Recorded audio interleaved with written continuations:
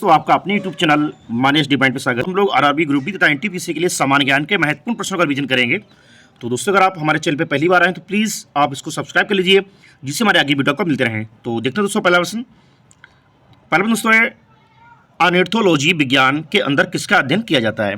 दोस्तों, पक्षियों का अध्ययन करने वाले विज्ञान को ऑर्निथोलॉजी कहते हैं और इसके अंतर्गत पक्षियों से संबंधित समस्त प्रकार की जानकारी जैसे जाति, प्रजाति, रहन सहन आदि की जो है जानकारी प्राप्त की जाती है। तो यहाँ दोस्तों जो राइट आंसर है वो ऑप्शन सी दोस्तों है, पक्षियों का अध्ययन है।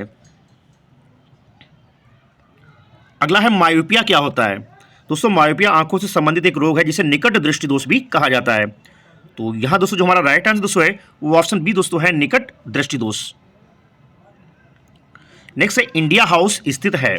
दोस्तों, इंडिया हाउस विदेश में क्रांतिकारी गतिविधियों की प्रमुख संस्था थी और इसकी स्थापना श्यामजी कृष्ण वर्मा तथा उनके सहयोगी बीडी सावरकर, लाला हरदयाल के द्वारा जो है लंदन में 1905 में जो है इसकी स्थापना की गई थी। तो यहाँ दोस्तों जो हमारा राइट आंसर है वो ऑप्शन ए दोस्तों है, लंदन।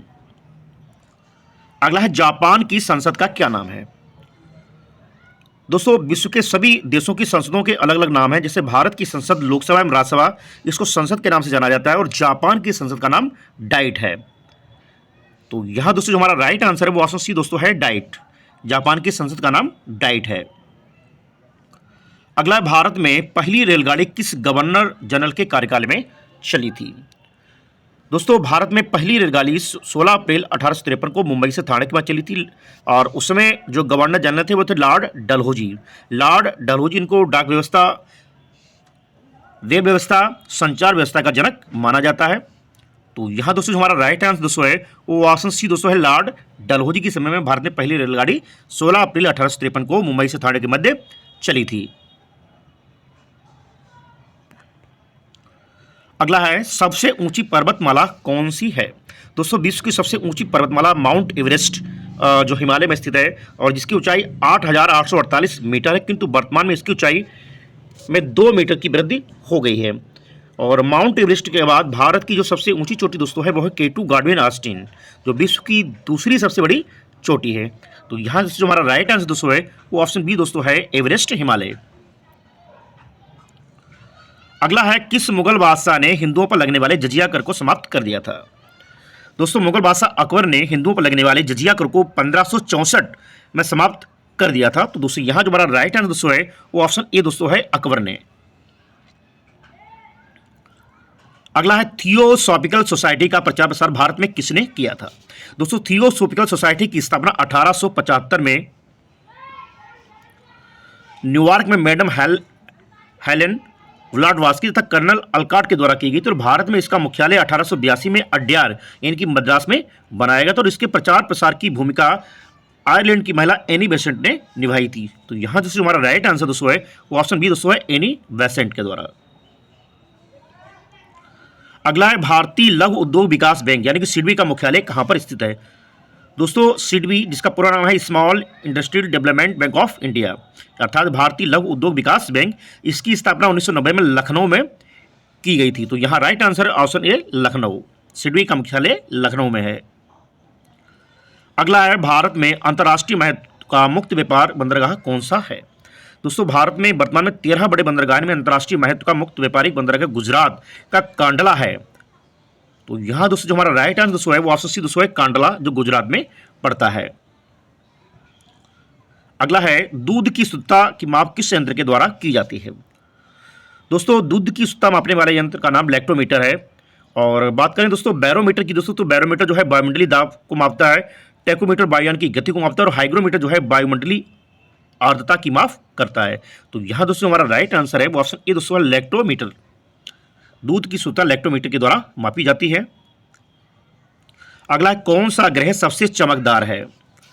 दोस्तों, सौरमंडल में वर्तमान 8 ग्रह हैं, इनमें शुक्र ग्रह सबसे चमकदार है और यह पृथ्वी की बनावट एवं आकार के समान है और इसे पृथ्वी की बहन या सौंदर्य का देव या भोर का तारा या सांझ का तारा भी कहा जाता है। तो यहाँ दोस्तों हमारा जो राइट आंसर दोस्तों है वो ऑप्शन बी दोस्तों है, शुक्र, जिसको भोर का तारा या शाम का तारा भी कहा जाता है और पृथ्वी की बहन भी कहा जाता है। अगला है, राज्यसभा का सभापति कौन करता है। दोस्तों, भारत की संसद का निर्माण लोकसभा, राज्यसभा एवं राष्ट्रपति के मिलने से होता है और इसमें राज्यसभा को उच्च सदन एवं लोकसभा को निम्न सदन कहा जाता है और राज्यसभा का सभापति तो जो है भारत का उपराष्ट्रपति करता है। तो यहाँ दोस्तों जो हमारा राइट आंसर दोस्तों है वो ऑप्शन सी दोस्तों है, उपराष्ट्रपति के द्वारा। अगला है भारत के विभाजन के लिए 3 जून 1947 की योजना को क्या कहते हैं। भारत के विभाजन के लिए 3 जून 1947 की योजना को क्या कहते हैं। दोस्तों लॉर्ड माउंटबेटन ने मार्च 1947 में लॉर्ड बेबल के स्थान पर कार्यभार संभाला था और 3 जून 1947 को माउंटबेटन प्लान की घोषणा की गई थी, जिसमें भारत विभाजन की योजना थी। 4 जुलाई 1947 को इटली द्वारा भारतीय स्वतंत्रता विधेयक ब्रिटिश संसद में प्रस्तुत किया गया था। तो यहाँ दोस्तों हमारा जो राइट आंसर दोस्तों है वो ऑप्शन ए दोस्तों है, माउंटबेटन योजना। भारत के विभाजन के लिए 3 जून 1947 की योजना को माउंटबेटन योजना या माउंटबेटन प्लान के नाम से जाना जाता है। अगला है विधवा पुनर्विवाह पर जोर किसने दिया था। दोस्तों विधवा पुनर्विवाह के क्षेत्र में सर्वाधिक योगदान कोलकाता के संस्कृत कॉलेज के आचार्य ईश्वरचंद विद्यासागर के द्वारा दिया गया था और इन्होंने 1856 में विधवा पुनर्विवाह अधिनियम भी जो है बनाया था। तो यहाँ दोस्तों जो हमारा राइट आंसर दोस्तों है वो ऑप्शन ए दोस्तों है, ईश्वरचंद विद्यासागर के द्वारा। अगला है व्यक्तिगत स्वतंत्रता के लिए किस शब्द का प्रयोग किया जा सकता है। दोस्तों व्यक्तिगत स्वतंत्रता के लिए हैबियस कॉर्पस शब्द प्रयोग किया जा सकता है। हैबियस कॉर्पस बंदी प्रत्यक्षीकरण रिट होती है, जिसका अर्थ होता है कि विरुद्ध या गिरफ्तार को न्यायालय के समक्ष प्रस्तुत किया जाए। जब किसी व्यक्ति को अवैध रूप से गिरफ्तार किया जाता है तो ऐसे व्यक्ति की स्वतंत्रता इसी रिट के माध्यम से सुरक्षित की जाती है। तो यहाँ दोस्तों हमारा जो राइट आंसर दोस्तों है वो ऑप्शन बी दोस्तों है, हैबियस कॉर्पस। अगला है कैल्शियम किसकी वृद्धि में सहायक है। दोस्तों कैल्शियम अस्थियों व दांतों के निर्माण व रुधिर का थक्का बनाने एवं हृदय व तंत्रिका तंत्र के विभिन्न कार्यों में सहायक होता है। तो यहाँ दोस्तों जो हमारा राइट आंसर दोस्तों है ऑप्शन बी दोस्तों है, हड्डी। अगला है अरब सागर में गिरने वाली नदी कौन सी है। दोस्तों अरब सागर में गिरने वाली प्रमुख नदियों में अगर बात करें तो नर्मदा, ताप्ती, साबरमती, माही, लूनी, और इसमें ताप्ती नदी जो है मध्य प्रदेश के बैतूल जिले में महादेव की पहाड़ियों के दक्षिण से निकलती है। तो यहाँ दोस्तों जो हमारा जो राइट आंसर है ऑप्शन सी दोस्तों है, ताप्ती। अरब सागर में गिरने वाली नदियाँ जो है वो ताप्ती है, इसके अलावा नर्मदा है, साबरमती है और लूनी है। अगला है निम्न में से किसकी उपस्थिति के कारण शरीर के भीतर रक्त नहीं जमता है। दोस्तों मानव शरीर में रक्त परिसंचरण हर समय होता रहता है और ये मनुष्य के सामान्य ताप पर अपनी सामान्य अवस्था में बना रहता है और रक्त में पाए जाने वाले तत्व हेपेरिन के कारण शरीर में जो है कभी भी नहीं जमता है। तो यहाँ दोस्तों हमारा राइट आंसर दोस्तों है वो ऑप्शन सी दोस्तों है, हेपेरिन।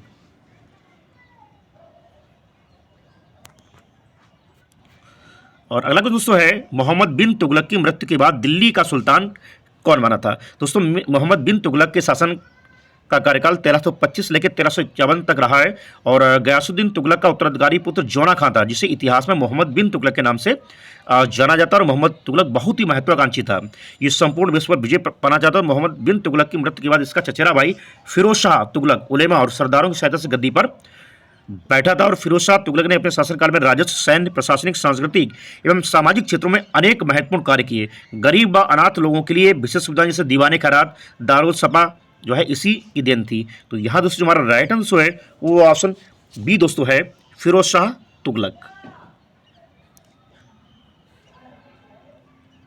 अगला निम्नांकित में से कौन सा उदारवादी नेता नहीं था। दोस्तों लाला लजपत राय, बाल गंगाधर तिलक, बिपिन चंद्र पाल आदि सभी गर्मपंथी दल के नेता थे, लाल, बाल और पाल। जबकि गोपाल कृष्ण गोखले, मदन मोहन मालवीय एवं दादा भाई नौरोजी सभी उदारवादी यानी कि नरमपंथी दल के नेता थे। इस प्रकार बाल गंगाधर तिलक जो है ये उदारवादी नहीं थे। तो यहाँ दोस्तों जो राइट आंसर है वो ऑप्शन डी दोस्तों है, बाल गंगाधर तिलक, ये उदारवादी नेता नहीं थे। अगला है भगवान बुद्ध ने अपना उपदेश धर्म चक्र प्रवर्तन कहाँ पर किया था। दोस्तों भगवान बुद्ध ने सारनाथ में अपने 5 साथियों को बौद्ध धर्म में दीक्षित किया था, जिसे धर्म चक्र प्रवर्तन कहा जाता है। और बोधगया में इन्हें ज्ञान की प्राप्ति हुई थी, वैशाली में द्वितीय बौद्ध संगीति संपन्न हुई थी तथा लुम्बिनी में इनका जन्म हुआ था। तो यहाँ दोस्तों जो राइट आंसर दोस्तों है वो ऑप्शन डी दोस्तों है, सारनाथ, सारनाथ बनारस में। अगला है शेरशाह की कब्र कहाँ पर स्थित है। दोस्तों शेरशाह सूरी का मकबरा सासाराम बिहार में स्थित है और सूरी ने ही बंगाल से पंजाब तक जीटी रोड का निर्माण करवाया था, जिसको ग्रांड ट्रंक रोड भी कहा जाता है। तो यहाँ दोस्तों जो हमारा राइट आंसर दोस्तों है वो ऑप्शन डी दोस्तों है, सासाराम बिहार में। अगला है वैदिक युग में ग्राम समूह को क्या नाम दिया गया था।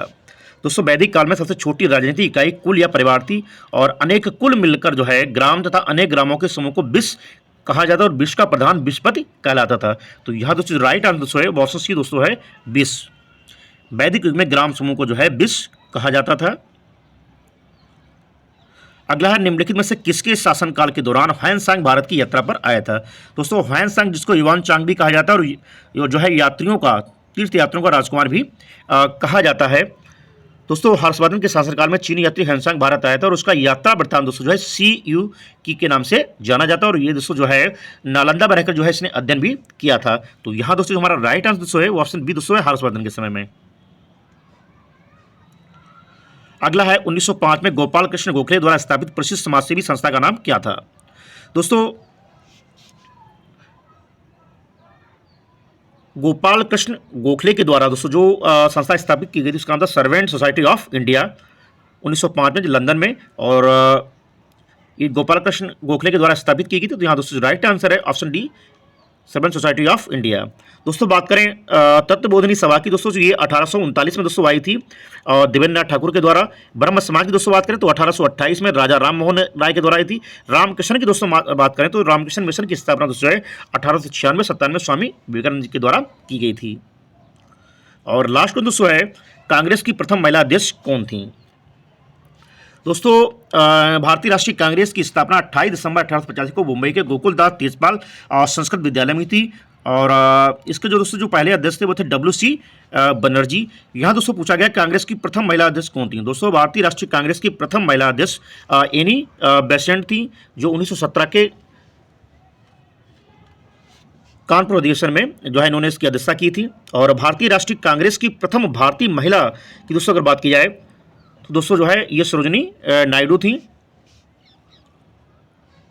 तो दोस्तों ये थे सामान्य ज्ञान के महत्वपूर्ण प्रश्न जो आने वाले RRB ग्रुप डी तथा NTPC एग्जाम के आप फिल होंगे।